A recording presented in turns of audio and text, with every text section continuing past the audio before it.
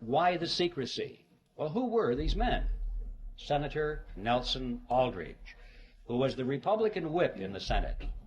Aldrich was a business associate of J.P. Morgan. He was the father-in-law to John D. Rockefeller, Jr., which means, of course, that eventually he became the grandfather of Nelson Rockefeller, our former vice president. The second person at the meeting was Abraham Piatt Andrew, who was Assistant Secretary of the Treasury. Frank Vanderlip was there.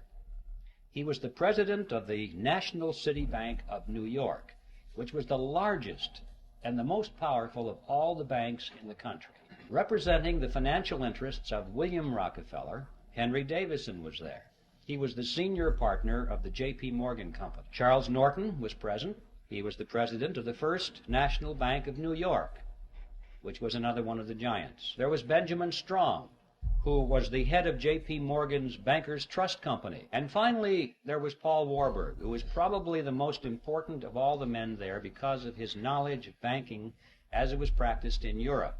Paul Warburg was one of the wealthiest men in the world. He was a representative of the Rothschild banking dynasty in England and France, and these are the men that sat around a table on Jekyll Island and created the Federal Reserve System. They represented approximately 1/4 of the wealth of the entire world.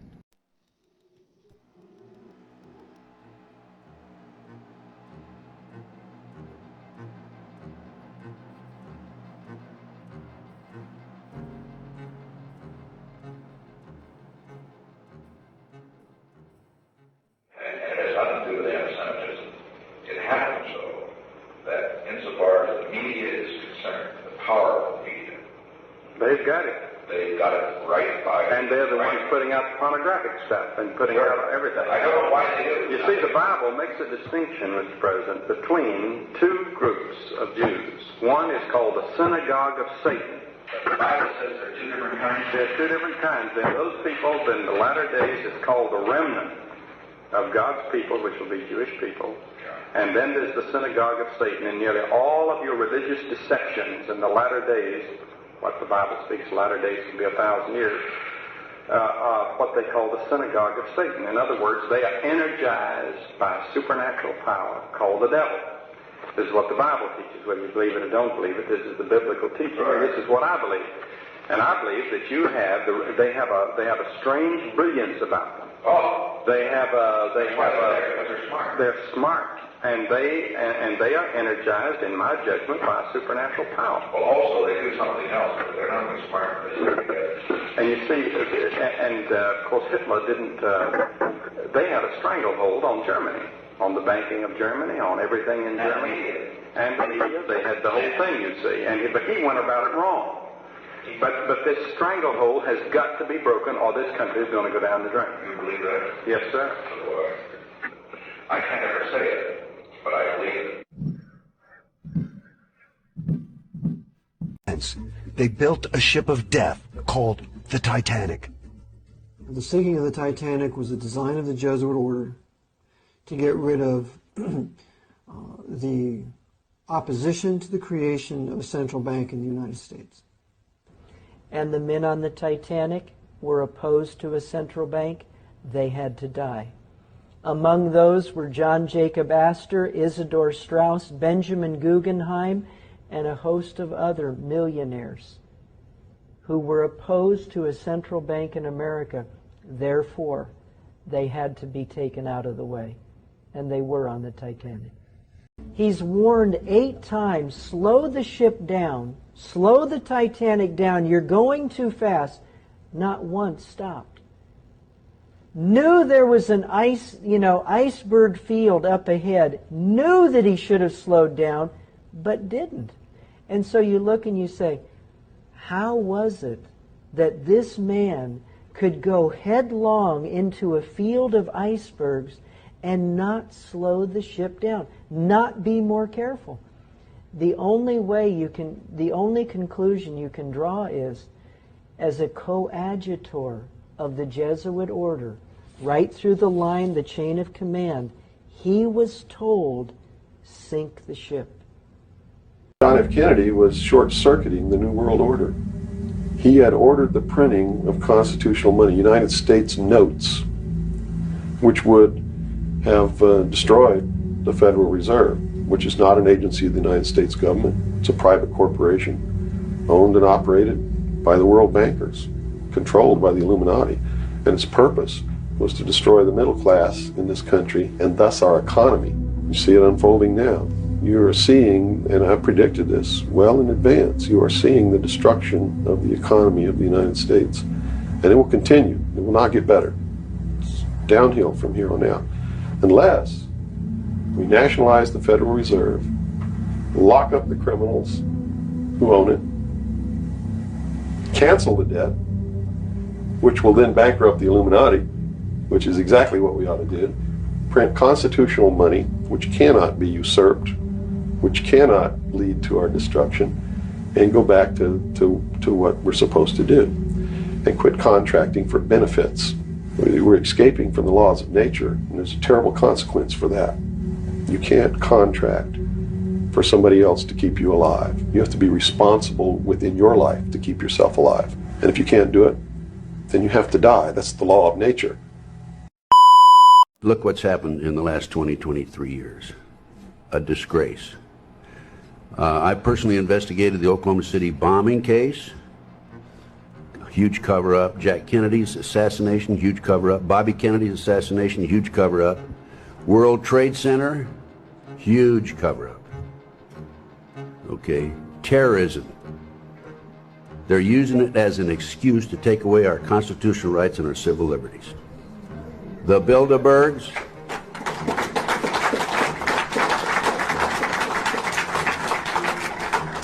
the Illuminati, Bilderberg, New World Order, globalists are the element behind this. It dovetails into the satanic movement, and this movement has infiltrated into our intelligence community, the once great FBI and the CIA. This is Aaron Russo, a filmmaker and former politician. To his left is Nicholas Rockefeller of the infamous Rockefeller banking and business dynasty. After maintaining a close friendship with Nicholas Rockefeller, Aaron eventually ended the relationship, appalled by what he had learned about the Rockefellers and their ambitions. I got a call one day from an attorney woman I knew, and she said, "Would you like to meet one of the Rockefellers?" I said, "Sure, I'd love to." And we became friends, and he began to divulge a lot of things to me. So he said to me one night, he said that there's going to be an event there, and out of that event, you're going to see we're going to go into Afghanistan, so we can run pipelines from the Caspian Sea. We're going to go into Iraq to take the oil and establish a base in the Middle East, and we're going to go into Venezuela and try and get rid of Chavez. And the first two they've accomplished. Chavez they didn't accomplish. And he said you're going to see guys going into caves looking for looking for people that they're never going to find. You know, he was laughing about the fact that you have this war on terror. There's no real enemy. He's talking about how by having this war on terror, you can never win it because it's an eternal war. And so you can always keep taking people's liberties away. And I said, how are you going to convince people that this war is real? He said, but the media. The media can convince everybody it's real. I mean, you know, it's just that you keep talking about things. You keep saying it over and over and over again, and eventually people believe it. You know, you created the Federal Reserve in 1913 through lies. You create 9/11, which is another lie. Through 9/11, then you're fighting a war on terror, and now all of a sudden you go into Iraq, which was another lie, and now they're going to do Iran. You know, and it's all one thing leading to another, leading to another, leading to another. Now, I would say, what are you doing this for? What's the point of this thing? You have all the money in the world you ever want. You have all the power. I said, you know, you're hurting people. It's not a good thing. And he would say, what do you care about the people for? Take care of yourself and you take care of your family. And then I said to him, what are the ultimate goals here? He said, the ultimate goal is to get everybody in this world chipped with the RFID chip and have all money be on those chips and everything on those chips. Fake stories without checking facts first. The sharing of biased and false news has become all too common on social media. More alarming, some media without checking facts first. Unfortunately, some members of the media use their platforms to push their own personal bias and agenda to control exactly what people think. And this is extremely dangerous to our democracy. This is extremely dangerous to our democracy. This is extremely dangerous to our democracy. This is extremely dangerous to our democracy. This is extremely dangerous to our democracy. This is extremely dangerous to our democracy. This is extremely dangerous to our democracy. This is extremely dangerous to our democracy. This is extremely dangerous to our democracy. This is extremely dangerous to our democracy. This is extremely dangerous to our democracy. This is extremely dangerous to our democracy. This is extremely dangerous to our democracy. This is extremely dangerous to our democracy. This is extremely dangerous to our democracy. This is extremely dangerous to our democracy. One of concern to publishers as well as editors. I want to talk about our common responsibilities in the face of a common danger. The events of recent weeks may have helped to illuminate that challenge for some, but the dimensions of its threat have loomed large on the horizon for many years. Whatever our hopes may be for the future, for reducing this threat or living with it, there is no escaping either the gravity or the totality of its challenge to our survival and to our security. A challenge that confronts us in unaccustomed ways in every sphere of human activity. This deadly challenge imposes upon our society two requirements of direct concern, both to the press and to the President. Two requirements that may seem almost contradictory in tone, but which must be reconciled and fulfilled if we are to meet this national peril. I refer first to the need for far greater public information, and second, to the need for far greater official secrecy. The very word secrecy is repugnant in a free and open society, and we are, as a people, inherently and historically opposed to secret societies, to secret oaths, and to secret proceedings. We decided long ago that the dangers of excessive and unwarranted concealment of pertinent facts far outweighed the dangers which are cited to justify it. Even today, there is little value in opposing the threat of a closed society by imitating its arbitrary restrictions. Even today, there is little value in ensuring the survival of our nation if our traditions do not survive with it. And there is very grave danger that an announced need for increased security will be seized upon by those anxious to expand its meaning to the very limits of official censorship and concealment. That I do not intend to permit to the extent that it's in my control. And no official of my administration, whether his rank is high or low, civilian or military, should interpret my words here tonight as an excuse to censor the news, to stifle dissent, to cover up our mistakes, or to withhold from the press and the public the facts they deserve to know. But I do ask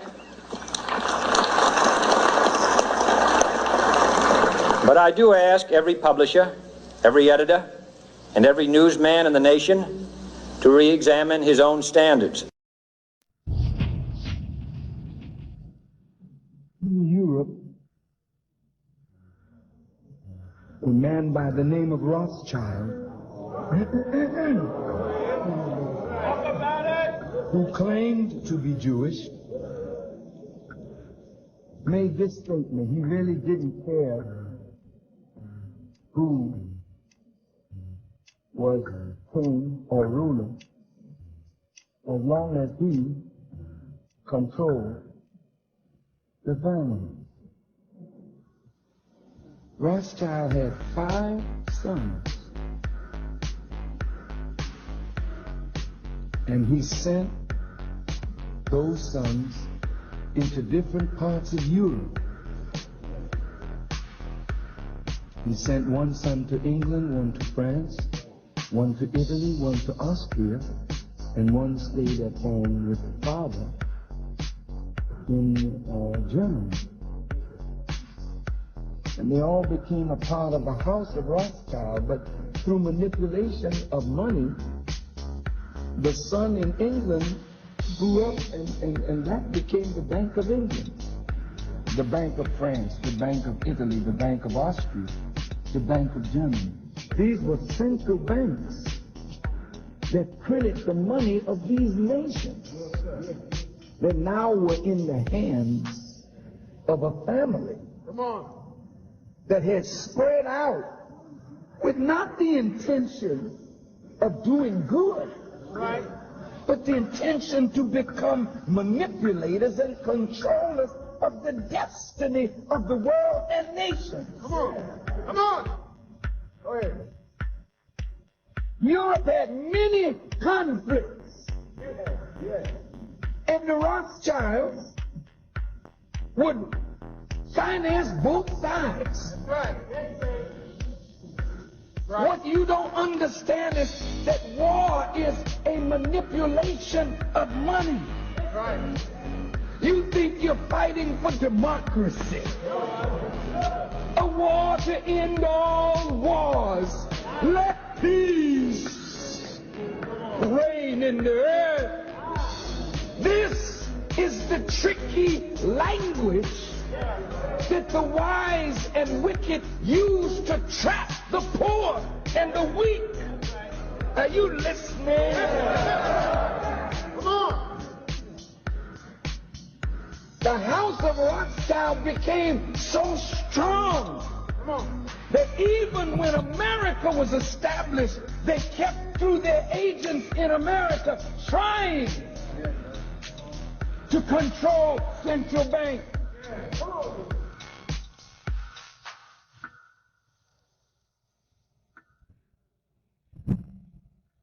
It hurt to read of the Civil War. People in the South didn't want nobody freeing the slave. That's right. That's right. I was not evil when I said that 75% of Jews own slaves. I didn't say it. You all wrote it in your history. Now wait. If you own slaves and they were the bedrock of your wealth,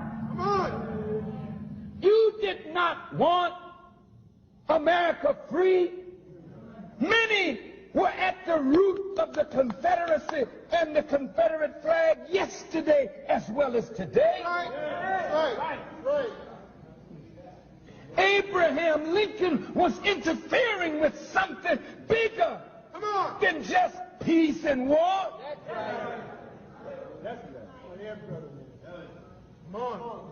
Rothschild, through his agents in America, financed the North and financed the South. And more lives were lost of poor people who are idealists, thinking that they're fighting for these noble principles.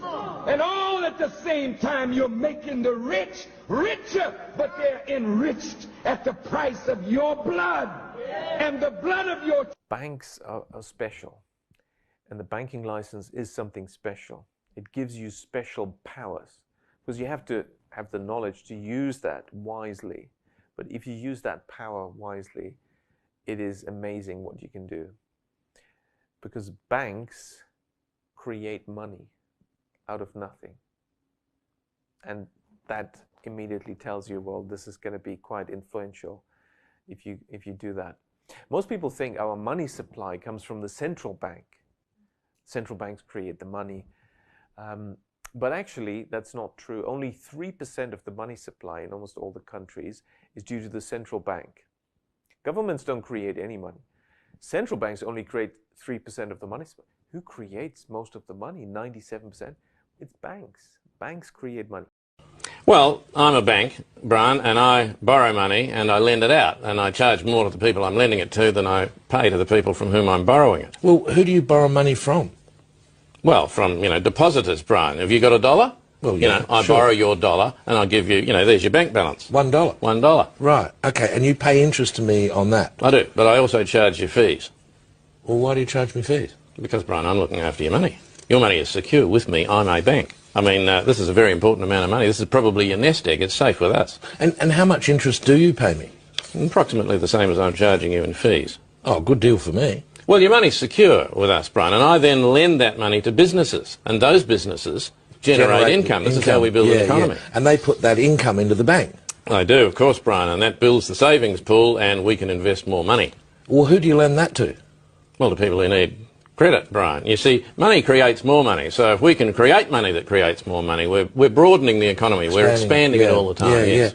But shouldn't people just buy the can afford? You don't need to afford the things you're buying, Brian. You need to afford the interest on the money you need to borrow in order to buy them. Do people need to be buying these things that they can afford? Obviously they think so, Brian. I mean, these things are advertised to people as very necessary, very important, and deeply, deeply attractive. Well, who's advertising things that people don't need? The companies we're lending the money to. What's the future of the American economy and way of life? Why does the government tell us inflation is low when the buying power of our paychecks is declining at an alarming rate? Only a generation ago, bread was a quarter, and you could get a new car for $19.95. The problem is that since 1864, we've had a debt-based banking system. All our money is based on government debt.